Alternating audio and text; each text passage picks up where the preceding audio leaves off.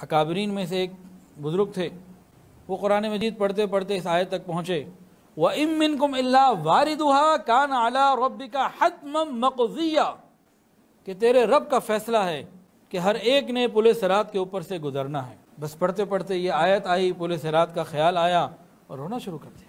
پل صراط کیا ہے؟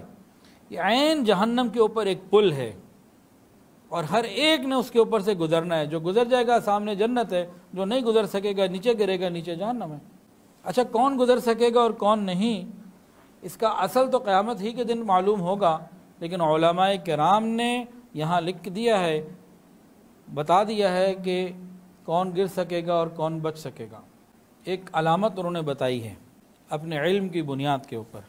انہوں نے فرمایا کہ دنیا میں جو شریعت کے اوپر استقامت کے ساتھ چلتا ہوگا وہ قیامت کے دن پل صراط استقامت سے چل کے کراس کر جائے گا، اور جو دنیا میں شریعت پر عمل کرتے ہوئے پھسلتا ہوگا یہ قیامت کے دن پھسل جائے گا۔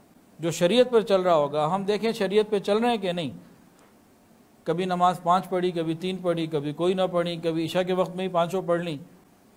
ہمارے گھر میں شادی بیاہ کے معاملات ہوتے ہیں اور باقی معاملات اور لین دین، تو جو شریعت پر استقامت کے ساتھ چلنے والے ہیں یہ پل صراط کو آسانی سے کراس کر جائیں گے۔ یہ علماء نے بات لکھی ہے۔ زرارہ بن اوفا ایک قاضی تھے بصرہ شہر کے، تہجد میں قرآن پڑھ رہے تھے، پڑھتے پڑھتے یہاں پہنچے فَإِذَا نُقِرَ فِي النَّاقُورِ، اور وہیں کے وہیں گرے اور فوت ہو۔ ہم لوگ یہ تو چاہتے ہیں کہ نماز میں سجدے میں موت آئے، لیکن نماز کے لیے تیار نہیں ہوتے۔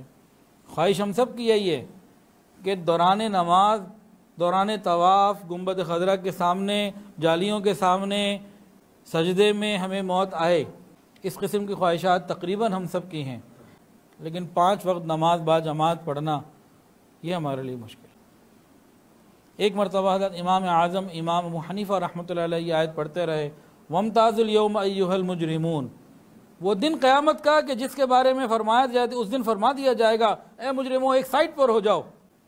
ساری رات یہ آیت پڑھتے رہے وَامْتَازُوا الْيَوْمَ أَيُّهَا الْمُجْرِمُونَ، جب مجرموں کو کہہ دیا جائے گا سائٹ پہ ہو جاؤ، اکٹھے ہو جاؤ، الگ ہو جاؤ، اور ساری رات روتے رہے کہ نہ معلوم قیامت کے دن میں مجرموں میں ہوں گا کہ کن میں ہوں گا، کیا بنے گا۔